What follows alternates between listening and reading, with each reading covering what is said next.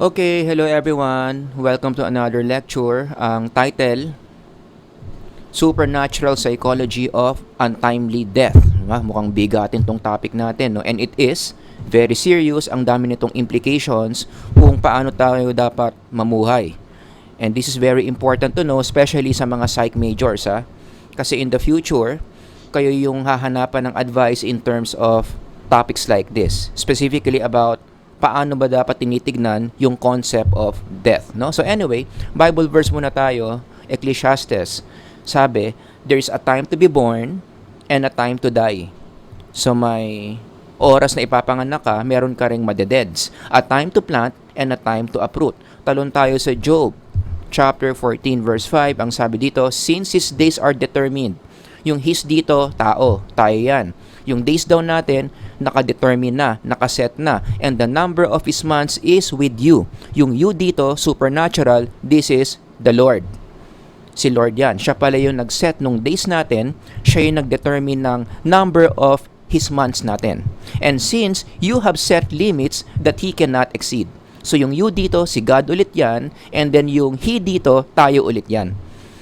Ibig sabihin kung ano man yung limit, kung ano man yung time na binigay sa atin ni Lord from the supernatural realm, hindi tayo pwedeng mag-exceed. Not too early, not too late. Kung anong binigay na time sa atin, yun lang yung ma-enjoy natin in this physical existence. So lahat yan, i-connect natin sa konsepto ng untimely death. Now, when we talk about untimely death, no, have you ever asked yourself, bakit may mga tao healthy naman yung lifestyle, disiplinado naman sa katawan, pero for some reason, na-deads pa rin. For example, this guy, meron ka bang kakilalang tao na ito yung profile niya, talagang gym ng gym, ang daming sports na nilalaro, gulay lang kinakain, tuwing nagpo-post sa social media tungkol sa exercise, nagmamarathon, talagang healthy lifestyle, walang bisyo, and then all of a sudden one day, nabasa mo na lang, patay na, inatake sa puso. On the other hand, may kakilala ka ba, ito naman yung profile. Lahat ng ginawa sa katawan, hindi healthy. Sigarilyo ng sigarilyo, hindi kumakain ng gulay, hindi nagtutubig, laging puyat, laging nasa kasino kasi. Ang lakas magsugal, pero ang age niya, 85 years old na siya, at ang lakas-lakas pa. Alright? Have you ever asked that question? Bakit yung mga tao, healthy ang lifestyle, sila pa'y maaga namatay, yung mga hindi healthy ang lifestyle, sila yung matagal yung buhay. Or for instance, have you ever asked this question, bakit may mga tao, akala natin safe sila somewhere, doon pa sila namatay? For example, there was a news, or actually marami tong ganitong klaseng news, no? Yung nandoon lang siya sa bahay, nagre-relax, nanonood ng TV, kasi nag-aabang siya ng New Year's Eve. Nag-aabang siya na mag-New Year na. So, nung December 31 na, nagkaputukan na, 12 na, nag-January 1 na, nagkaputukan na, habang nanonood siya ng TV, habang kumakain siya ng medianoche, bigla na lang may ligaw na bala na bumagsak sa bubong niya, diretso sa ulo niya, patay. Habang nasa loob ng bahay, na supposedly, safe na safe siya doon. Kaya nga hindi na siya lumabas ng bahay para hindi na siya tamaan ng mga paputok. Doon pa siya nadali. May bumagsak na ligaw na bala, diretso sa ulo niya, yun pa yung kinamatay niya. On the other hand, meron namang isang pasahero, sumakay ng eroplano, 242 yung passengers, lumipad yung eroplano, nasira yung makina, bumagsak yung eroplano, patay ang 241, siya lang yung buhay. How can you make sense of these events? Kung saan ka safe na safe, doon ka pa na deads. At yung situation na halos sobrang imposible mong masurvive. Biruin mo yung eroplano, ang taas-taas bumagsak, nagkawasak-wasak lahat ng makina, durug-durug yung katawan, ikaw lang yung nabuhay. How can you make sense of these events na may kinalaman sa death? Yun yung pag-uusapan natin in this lecture, the supernatural psychology of untimely death. I want to emphasize on the term untimely death. Right? Ano bang ibig sabihin ng untimely death na yan? Actually, ano yan eh? Expression yan, isa tong bagay na nafe-feel natin when we hear about the death of someone that we don't expect to die. Di ba may mga ganun tayo, no? Yung kapag may narinig tayong taong namatay, minsan yung category niya is, etong taong to, mahaba pa ang buhay nito, Pero dahil narinig kong namatay na siya, bakit siya namatay agad? Siguro yung death niya untimely. Wala sa schedule. Am I making sense? Kung ganun yung feeling mo, ang tawag doon, nagkaroon ka ng concept of untimely death. Hindi pa siya dapat namatay, pero wala na akong magawa kasi nga, nabasa ko na, namatay na siya.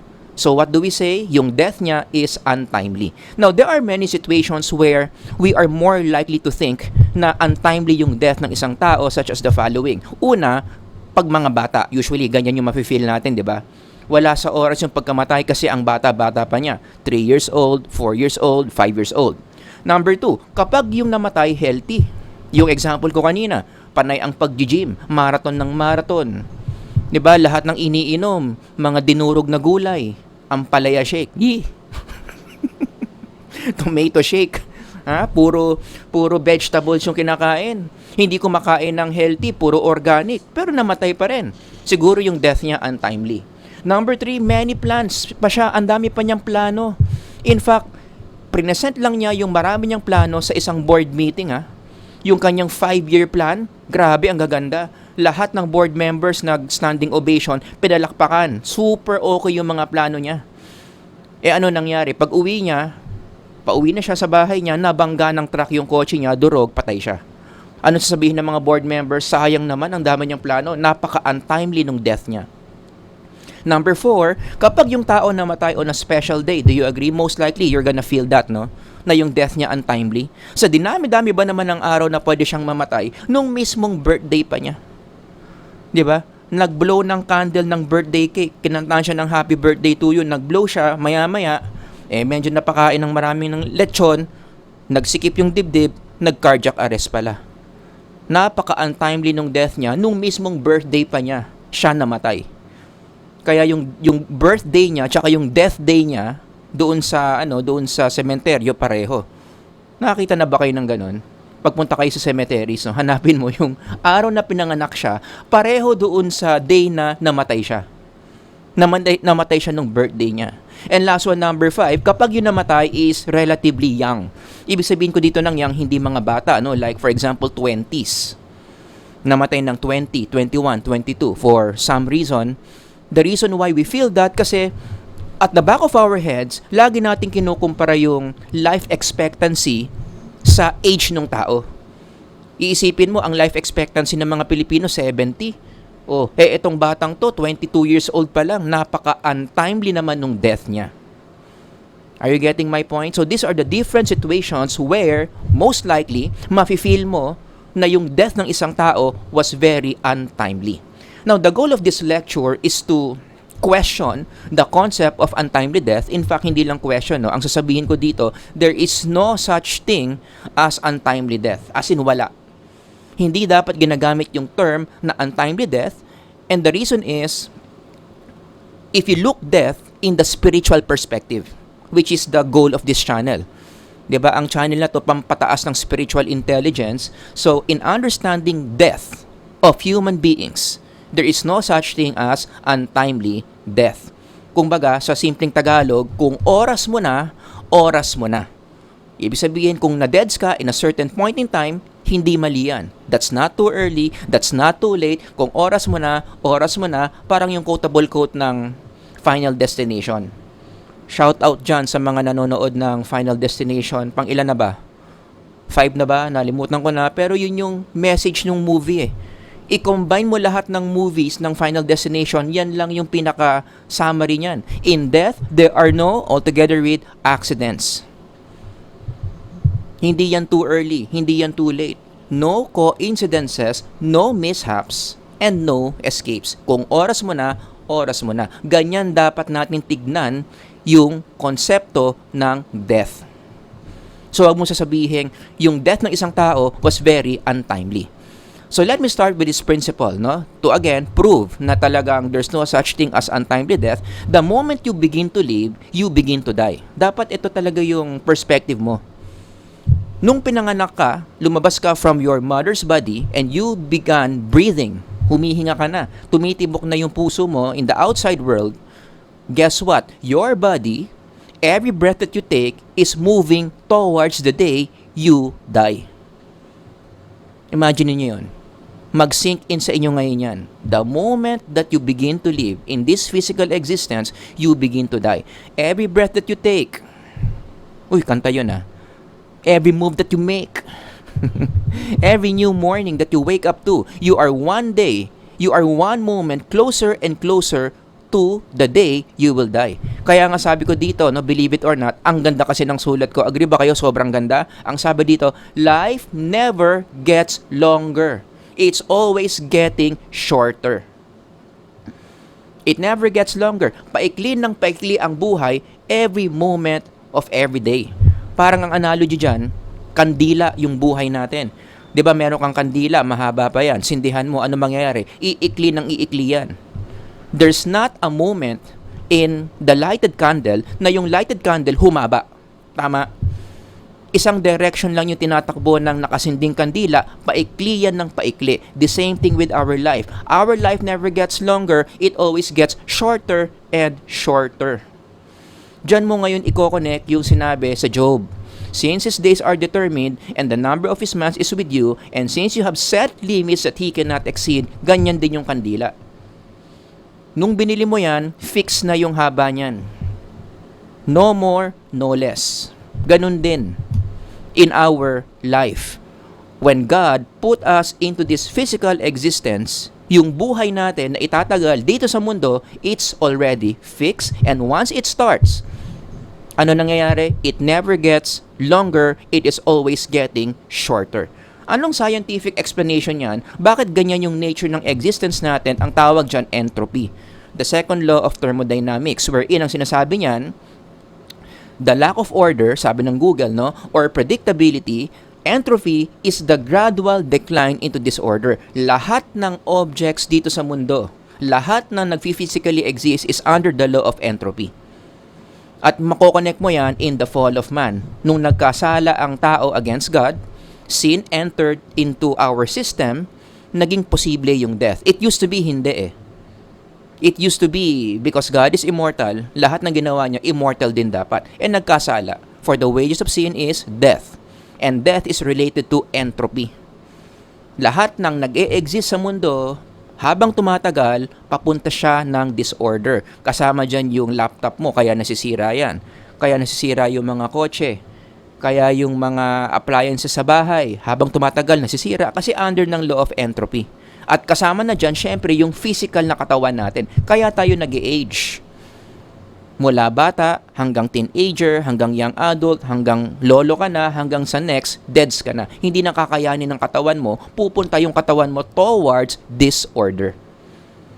Kaya ang tao habang tumatagal, patanda ng patanda, at yung ultimate expression of disorder is, nagkalas-kalas na yung body cells mo, nandun ka na sa sementeryo.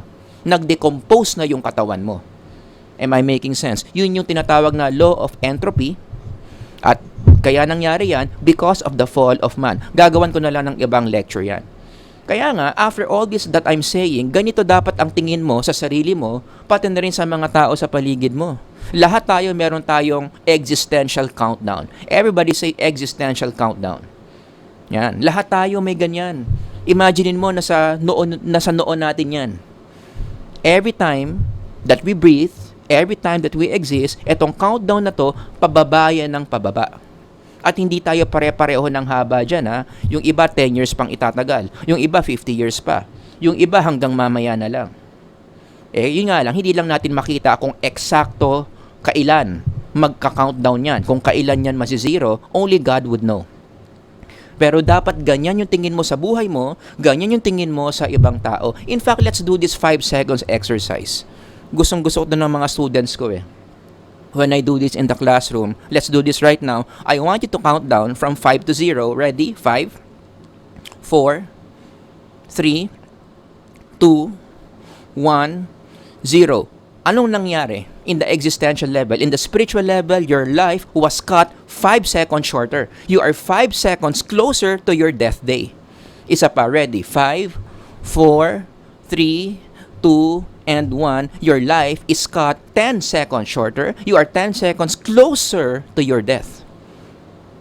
Am I making sense? Ganun dapat ang pananaw natin sa buhay. It never gets longer, it is always getting shorter.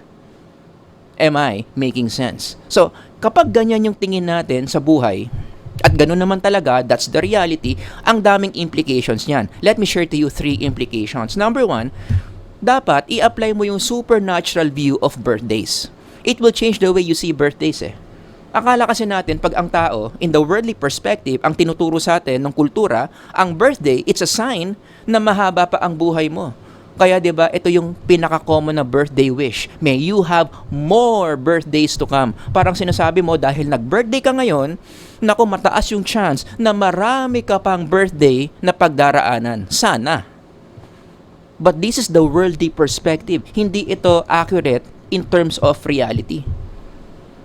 How should you look at your birthday? Guess what? I-apply mo yung tinuro ko kanina sa previous slides. The fact na nag-birthday ka, ibig sabihin yan, you are what? 365 days closer to your death day. Kung gaano man karami yung total time mo in your physical existence dahil nag-birthday ka, ibig sabihin lang nun, nabawasan ka ng 365 days. You are 365 days closer to your death. Kaya dapat babaguhin mo yung birthday wish mo sa taong nag-birthday. Ang sabihin mo, may God bless the remaining of your time. Oh, 'di ba? Mas accurate 'yan.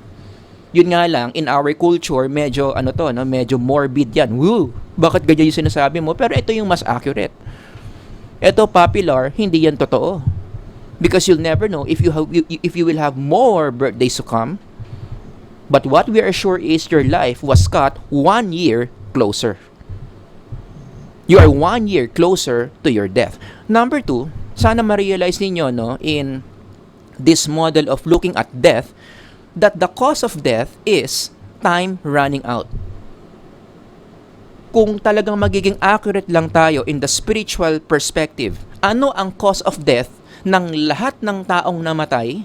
Isa lang naman talaga ang cause of death. The cause of death is what? Their time running out in this world. Yung oras na binigay ni Lord sa atin, ubos na. Yan lang talaga ang cause of death. It's not cancer, it's not accident, it's not being a victim of a crime. No. Ang cause of death ng lahat ng tao, ubos na yung oras na binigay sa atin. Okay? And let me just remind all of you that age is never the cause of death, which our popular culture teaches us. Ang sasabihin ng popular culture, ang death, malapit dyan yung mga matatanda na. No? Yung mga bata pa, matagal pa yung death nyo. Now, that's a lie. Panloloko yan. Kasi kung totoo na ang age, ang cause ng death, edi sana lahat ng matanda patay na, lahat ng mga bata buhay pa. Which is not true. Marami ko kilalang mga tao na bata pa, patay na. At marami ko kilalang matanda na, pero buhay na buhay pa. So it's not the age that's killing us, it's the time that given to us by God na ubos na. Kaya ang implication niyan, huwag niyong gagamitin yung age to estimate kung gaano pa katagal yung stay mo dito sa mundo. Ang tawag niyan, di ba, life expectancy. Many people, they use this as a metric, sukat, para ma-estimate gaano pa sila katagal sa mundo. 15 years old pa lang ako. Ang life expectancy ng mga Pilipino hanggang 70. Di matagal ba ako mabubuhay? Mali. Kasi hindi mo nga sigurado kung aabot ka ng 70. Hindi mo nga sigurado kung meron ka pang bukas or meron ka pang mamaya. Ang katapat mo lang, mabagsakan ka ng LRT, masagasaan ka ng jeep, masagasaan ka ng truck na nawalan daw ng preno, so on and so forth. It's not your age that kills you. Again, ulitin ko pa ulit-ulit, it's the time given to you by God running out. Ito ang cause of death. Nag-0-0 na yung life countdown mo. Kaya nga, kung ganyan mo tignan yung death, magme-make sense sa ngayon yung mga binigay kong examples kanina, which by the way, ang tawag pala doon is illogical mortality.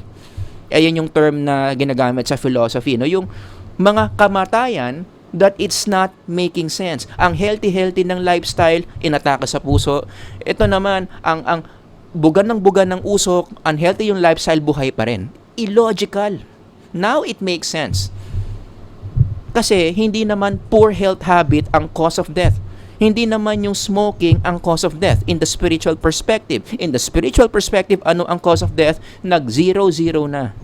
Yung binigay na time sa'yo ni Lord.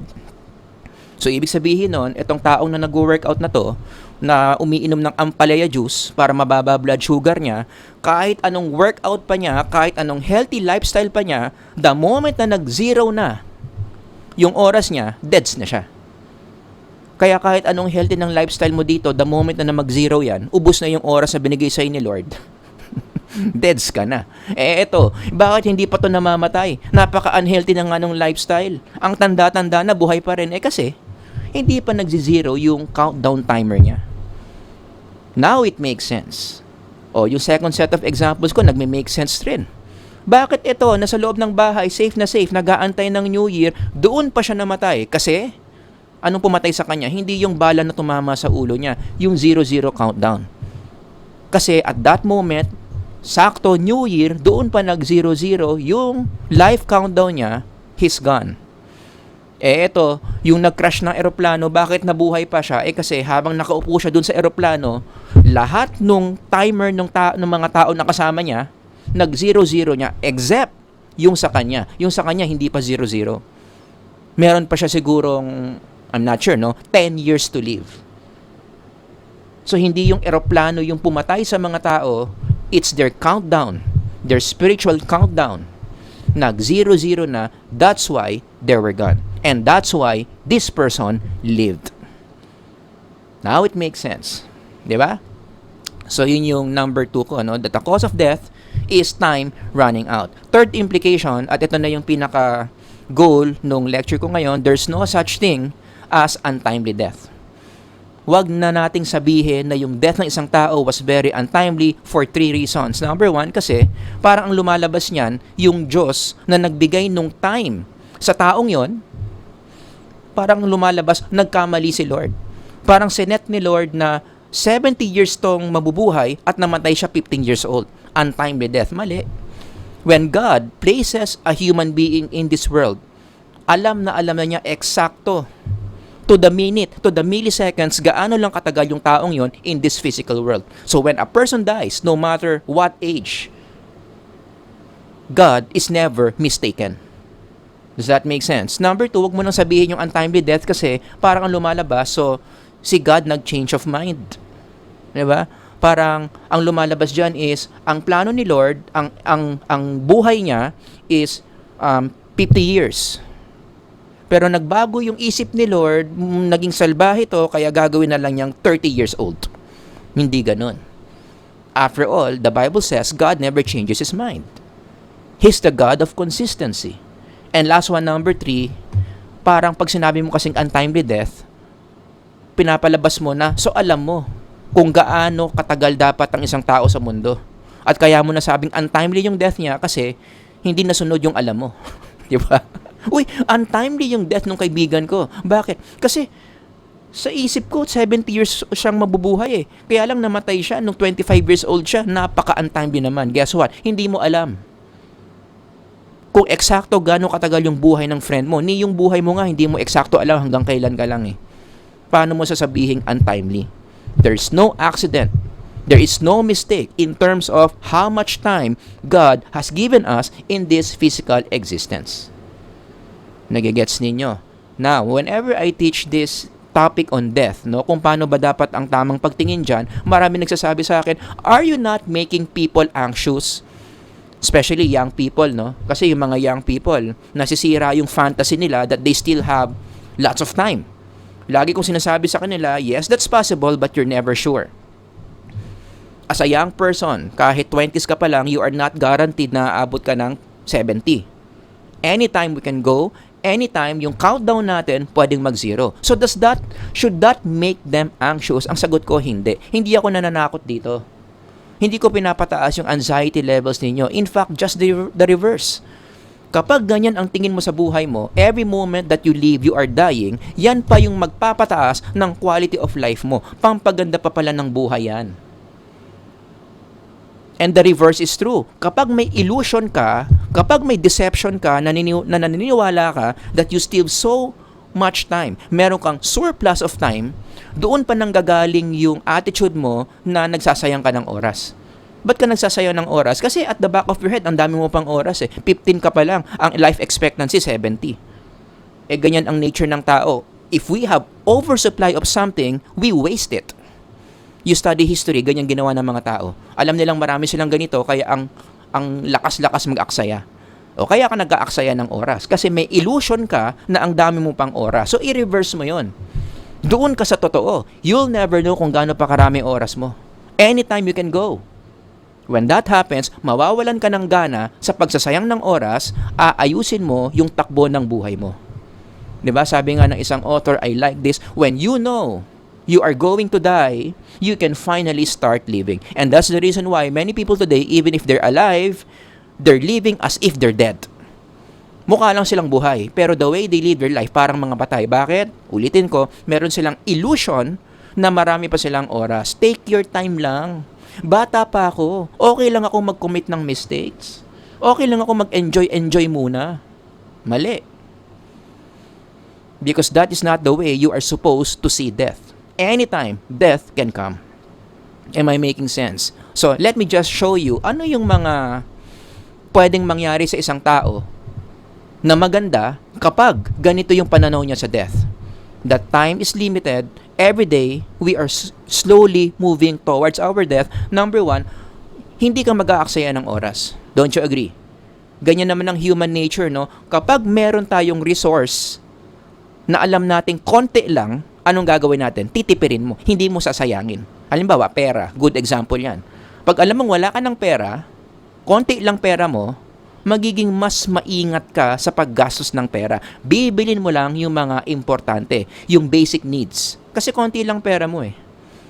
Ganon din sa time. Kapag alam mo na yung time mo, anytime it can lapse, mawawalan ka ng gana to waste your time. So you don't waste your time. You live your everyday as if it's your last, and that's the best day to live. That's the best way to live, I mean.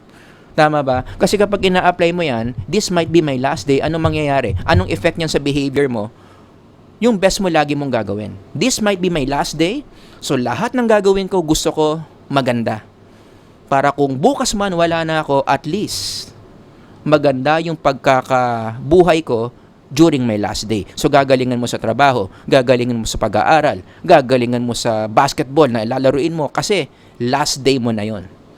Kung araw-araw ganyan yung take mo, this might be my last day, o di araw-araw nandun ka sa best version mo, nandun ka sa best mode mo, o di ba maganda yon? Kumpara mo naman kung meron kang illusion that you have so much time, yan yung reason kung bakit ang lakas ng loob mo na mag-5 oras mag-Facebook, mag-5 oras mag-Netflix. Don't you agree? Kasi feeling mo, dami mo pang oras eh. Feeling mo, hanggang 70 years old ka pa. So, ang lakas ng loob mo na mag-aksaya ng oras gamit yung social media. And many people are doing this. Imaginein mo, inubos mo yung 20 hours mo kasi itinapos mo yung 20 episodes ng isang K-drama na 1 oras ang isang episode. Hindi ka ba nanghihinayang nun? You could have spent your time to some things that are more in line with spiritual matters. After all, kapag natapos ang physical existence natin, we enter the spiritual world. We enter the spiritual realm. Wala. May illusion ka kasi na marami ka pang oras, take your time lang, kaya ang lakas ng loob mong mag-aksaya ng oras. Number 2, kapag ganyan ang pananaw mo sa death, anytime you can go, mapipilitan kang to spend time on your purpose. Connected yan sa number 1 eh. Hindi mo inaaksaya yung oras mo, tinigil mo na yung pag-aaksaya, ano nangyari? Yung marami mong oras na makukuha from this, nilagay mo na lang sa purpose mo. And when we say purpose, it means ano yung calling sa'yo ni Lord, ano yung mission na pinapagawa sa'yo ni Lord. Majority ng oras mo, dyan mo ginagamit. Dyan mo binubuhos. Sabi nga nila, the best way to die, and I agree, is to die in the line of duty. Di ba ang sarap nun? Nung nag-0-0 yung existence mo, nung tinawag ka pa uwi ni Lord, tinawag ka, namatay ka habang ginagawa mo yung mission na pinapagawa niya sa'yo. 'Di ba? Sa mga pulis ang tawag diyan in the line of duty. Namatay sila habang ginagawa nila yung katungkulan nila. In the spiritual perspective, namatay tayo habang ginagawa natin yung calling natin. And the best example of this would be Jesus. That's one way to look at the cross. Namatay siya sa cross. Bakit? Ano ba yung nag-push para ma-crucify siya sa cross while he was doing the work that he came here to do? To spread God's word, to save people from sin. Habang ginagawa niya yon, doon siya namatay on the cross. O di ba ang ganda nun? So sana kayo din ganyan, no? Kung tatanungin ka, paano mo gusto mamatay? Dapat yun yung sagot mo. Gusto kong mamatay habang ginagawa ko yung mission na binigay sa akin ni Lord. O di ba ang ganda? Number 3, kapag ganyan ang pananaw mo sa death, there's no such thing as untimely death. Number 3, you don't waste others' time. Hindi ka nagsasayang ng oras ng ibang tao. Totoo yung kasabihan sa Tagalog na hindi na mababalik ang nawalang oras. Totoo yan. Don't underestimate that statement because it is so true. When somebody gives you time, ikaw yung pinili niya over all other things na pwede niya sanang buhusan ng oras niya, ikaw ang pinili niya, the least you could do, huwag mong sayangin yung oras niya. 'Di ba? So halimbawa, nagpatawag ka ng meeting, please lang, come on time. Tama ba? Ang sabi mo, ang meeting 9 a.m. E di yung mga tao pumunta doon ng 8:30 para hindi malate. Yung oras nila, nilagay nila doon, nakaupo sila, nag-aantay sa'yo, tapos dumating ka 10:30. E di sinayang mo yung 1.5 hours nila. Actually, 2 hours pa nga kasi 8:30 nandun pa sila eh. Andun na sila. Dumating ka 10:30, 2 oras ang kinuha mo sa mga buhay nila na hindi mo na maibabalik sa kakaantay lang sa'yo. 'Di ba? Kapag ganyan ang tingin mo sa buhay, ganyan ang tingin mo sa time, hindi mo sasayangin yung oras ng ibang tao, magkakaroon ka ng respeto sa oras ng iba. And of course, number 2, sa relationships, huwag na kayong mag-aksaya ng oras sa mga relationship setup na aksaya lang ng oras. Tama ba? Halimbawa, yung walang kamatayang mutual understanding na yan.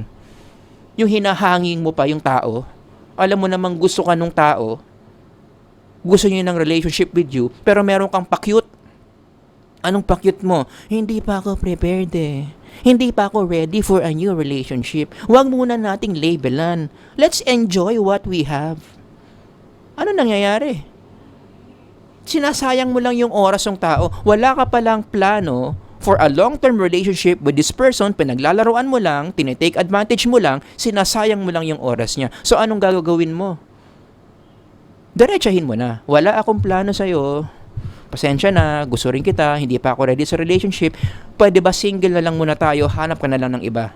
Malay mo, kapag pinakawalan mo yan, dun pa niya mahanap yung tama para sa kanya. Di ba? Hindi yung pinaghinahanging mo lang siya, pinaglalaroan mo lang siya, inuubos mo pa yung oras niya. Wala pala siyang mapapala sa'yo na long-term relationship. Please lang, makonsensya ka. Oras yung kinukuha mo doon sa tao. O, di ba? And last one, number 4. Kapag ganyan ang tingin mo sa oras, there's no such thing as untimely death. Lahat eksakto lang and it's getting shorter and shorter every moment. This will push you to spend more time with others. Tama? Talagang ito yung magpupush sa'yo na pumunta sa mga mahal mo sa buhay and you give them a gift called your time. Kaya tama yun eh. Wag niyong pagtatawanan yung ganong expression, no? Uy, pumunta ka sa birthday ko, anong regalo mo sa akin? Tapos anong sagot niya? Wala eh. Yung oras ko nandito. Tama yun. The fact na nandun siya, pinili niyang kasama ka over all the other things na pwede sanang nandun siya. Yung oras niya na hindi na maibabalik, binigay niya sa'yo. Para ma-feel good ka, para ma-feel mo yung presence niya, doon niya nilagay yung time niya. Kaya ako agree dyan, ang time, pwede mong gawing gift yan. Non-physical gift. Don't you agree? Yan. You spend more time with others, especially to those people you love. You begin to value people. You don't take them for granted. So tuwing may mamimit kang tao na kakilala mo at binavalue mo, talagang super special ang treatment mo sa kanya. You know why? Because you'll never know kung magkikita pa ba kayo after this. Tama? That might be the last day you're gonna see each other. Baka hindi na umabot yung yung oras mo. Pag hiwalay nyo, mag-zero na yung oras mo or mag-zero na yung oras niya, you'll never know. Kaya tuwing may mamimit kang mga tao, grabe yung treatment mo sa kanila, ang ganda-ganda, ang special, as if parang hindi na kayo magkikita ulit. Kasi sa totoo lang, ganun talaga eh. There's a possibility na hindi na kayo magkikita ulit. If that's how you see time. So, iko-correct ko lang din yung isang linya no, ng mga Pilipino kapag mayroong lakad na hindi natutuloy, especially with special someone, sorry meron akong biglaang meeting. Yung date natin mamaya, yung dinner natin, pwedeng next week na lang. Marami pa namang next time. Taas ang kamay, sinong gumamit na niyan? Taas ang kamay. Nag-cancel ka ng special day, nag-cancel ka ng lakad kasi marami pa namang next time. Stop saying that because it's not true. You know why? You'll never know. Sabi ni James yan. Anong marami pa namang next time? Alam mo talaga na marami pang next time? Paano kung yun na yung last time? You do not even know what will happen tomorrow, sabi ni James. Mainit ang ulo ni James dito. What is your life? You are a mist that appears for a little while and then vanishes. Ganon-ganon lang ang buhay. Parang kailan lang ang haba pa ng countdown mo? Maya-maya yung countdown mo, you have one last minute in your physical existence. Kaya, in connection to number 4, sino yung mga tao na talagang special sa'yo? Na talagang gusto mong kasama? And what do? You prioritize them over things that are not that important to you. Is that your mom? Spend more time with her. You'll never know kung may next time pa. Spend time with your dad. Spend time with your friend. Spend time with special someone. Spend time with your pets because you'll never know.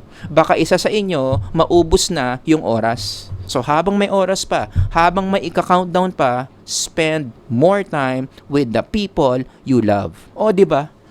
Agree ba kayo kapag ganyan ang pananaw niyo sa time ninyo at ganyan yung mga effects sa behaviors ninyo, gaganda ang buhay? 'Di ba? Hindi ka nagsasayang ng oras, nilalagay mo yung oras mo sa purpose mo, hindi mo sinasayang yung oras ng iba, you spend quality time with people that you love. Yan ang pampaganda ng buhay. Baliktarin mo, maniwala kang may surplus of time ka, lahat yan magbabaliktad. Aksaya ka ng aksaya ng oras, walang kakwenta-kwenta yung mga ginagawa mo, sinasayang mo yung oras ng ibang tao, tinitake for granted mo yung mga taong special sa'yo. So, hindi tayo nananakot dito na ang oras natin anytime can lapse, anytime can go expired. Rather, tinuturuan natin yung mga listeners ngayon to really improve the quality of their life by having the right perspective of time. There is no such thing as untimely death. Meron lang akong pahabol question na gustong sagutin. May isang student ang tanong sa akin, so ibig sabihin pala niyan, Sir Howard, kung yung oras natin dito fix na, wala na palang point yung mag-healthy lifestyle tayo. Huwag na pala tayong maging physically healthy. Kasi di ba yung pag physically healthy ka, pampahaba ng buhay yan, sabi mo nga, fix na pala yan.